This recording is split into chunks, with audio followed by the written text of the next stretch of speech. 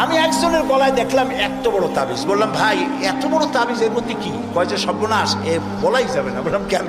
কয় যে আমার ক্ষতি হবে। কিচ্ছু হবে না ভাই, খোলো তো একটু দেখি। তারপরে তাবিজটা খুললাম, মোম টোম ছাড়াইয়া তাবিজ দেখলাম যে ওইভাবে দাগ দাগ দেওয়া, আর চতুর্দিকে লেখা ইয়া বধূ হো, ইয়া বধূ হো।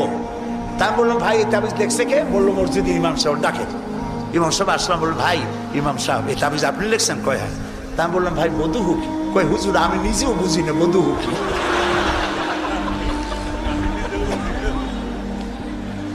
এখানে ওলামাই কেরাম আছেন, তারা হয়তো জানতে পারেন। আমি আমার বিদ্যা যতটুকু না, আমি বধূ হো চিনি নাই কি জিনিস। এই সব তাবিজ লিখে লিখে গলায় ঝুলানো হচ্ছে। পিসাবদের কাছে যায়, লাল সুতো কালো সুতো নিয়ে যায়। পিসাবরা পরে ফুদায় গিরে দেয়, ফুদায় গিরে দেয়। এই সুতা গলায় বান্ধা, তারপরে এই সব তাবিজ ঝুলানো। হাদিস শরীফে এসেছে শিরক। শিরক রাসূল এটা করেন না।